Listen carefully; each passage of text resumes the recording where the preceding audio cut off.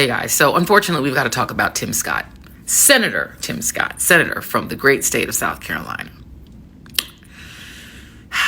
Tim Scott was in New Hampshire this week endorsing Donald Trump for president, having suspended his own, one might say, farcical campaign for the United States presidency, for the Republican nomination, and also in which he discovered that his donors would no longer donate to his campaign because he doesn't have a wife.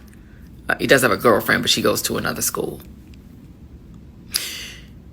So, Tim Scott, now having suspended his own campaign, who, by the way, was appointed to the United States Senate initially by the then governor of South Carolina, Nikki Haley, but who has instead decided to endorse Trump, traveled to New Hampshire to deliver his endorsement in person. Let you listen to the theatrical way, and I mean theatrical in the vaudeville sense of theatrical, that he decided to deliver that endorsement, and pay attention to the line, his sort of big line that he uses. We need a president who understands the American people are sick and tired of being sick and tired. We need...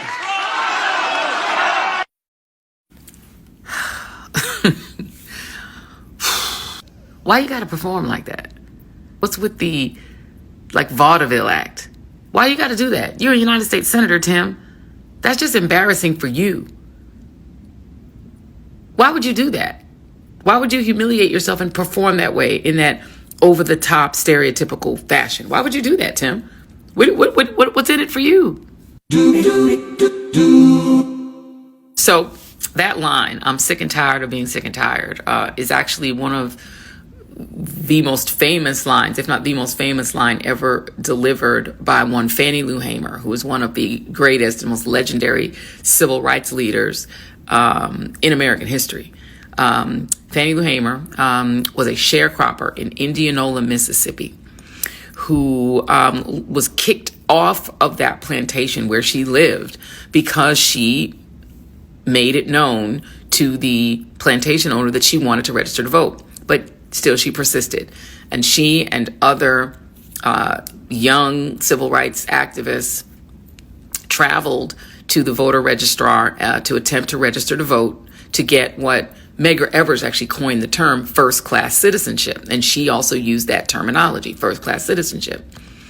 On the way back from that voter registrar, she and the other activists were jailed for the crime of trying to register to vote. And she was beaten, not by white sheriffs, but actually by black fellow prisoners who the white sheriffs forced on pain of their own, maybe lynching, to beat her. And she was beaten with a belt while she was exposed from the waist down. Her dress was pulled up so that she was naked from the waist down and beaten, severely beaten and injured. And she had injuries that she carried for the rest of her life as a result of the savage beating that she took, because she just wanted to register to vote. She was a part of the Mississippi Freedom Democratic Party in 1968.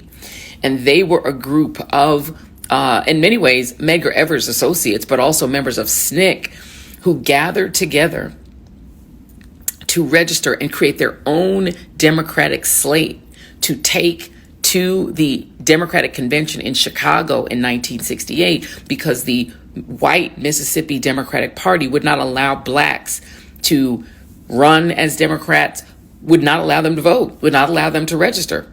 Hence why she was beaten, right? So these activists, they formed their own, what they call the Mississippi Freedom Democratic Party. And they took their slates and demanded that the Democratic National Committee seat their delegates, because they were an interracial delegation as opposed to the all-white official Mississippi delegation. So let me play you a clip of Fannie Lou Hamer, who gave testimony to the Rules Committee at the Democratic National Convention. Remember, this was during the 1960s, so this was at a time when they were starting to televise these convention activities. And so the Rules Committee was going to hold a hearing. They were holding a hearing to determine whether they were going to seat this interracial Mississippi delegation that included Fannie Lou Hamer as one of the delegates or not, or just seat the white delegation. So here she is testifying. I'm going to play a little clip of her testifying, which terrified President Lyndon Johnson so much that he planned an impromptu TV appearance in order to get that black woman off TV. That is what he was terrified. He did not want her testifying on live television so that the whole country would hear it. He was like, get that woman off TV. I'm holding a press conference. Let you listen to Fannie Lou Hamer. But the highlight of the testimony was that of Fannie Lou Hamer. The sharecropper who had been evicted from her plantation had come to symbolize the Mississippi movement. Mr. Chairman, and to the Credentials Committee, it was the 31st of August in 1962 that 18 of us traveled 26 miles to the county courthouse in Indianola to try to register to become first-class citizens. We was met in Indianola by policemen. The president, Lyndon Johnson, he's not afraid of Martin Luther King's testimony. So that heroic woman is who Tim Scott is quoting on behalf of Donald Trump.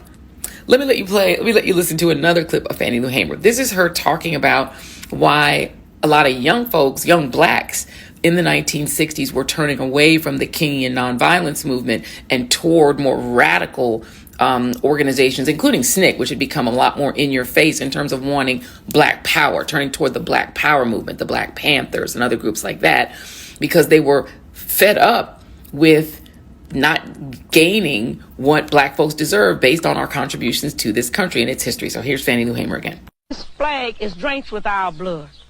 So what the young people are saying now, give us a chance to be young men, respected as a man.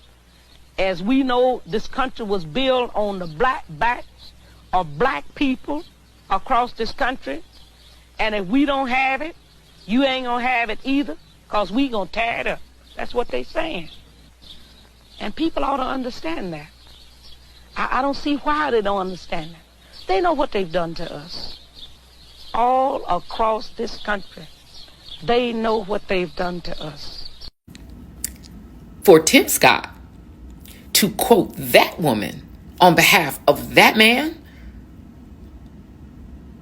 who ridicules, belittles, and is racist toward black people, for Tim Scott, who is from the South, he's from South Carolina. His family goes back to enslavement in South Carolina. His family lost hundreds of acres of land that was taken from them by white South Carolinians. And he never talks about that, nor has he ever spent 1 day, 1 minute, 1 hour advocating for black people in this country. For him to quote a civil rights legend on behalf of a racist autocrat wannabe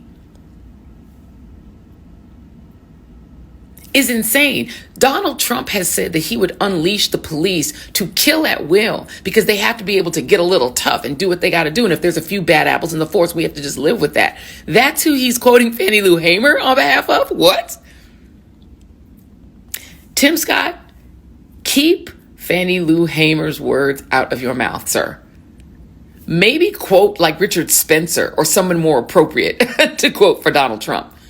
Maybe, Donald Trump is out there quoting Hitler and Mein Kampf. Maybe you should find a quote from him, because that's who Donald Trump is quoting when he says that immigrants are poisoning the blood of this country. He's quoting Hitler. But you are quoting Fannie Lou Hamer on behalf of the guy who quotes Hitler?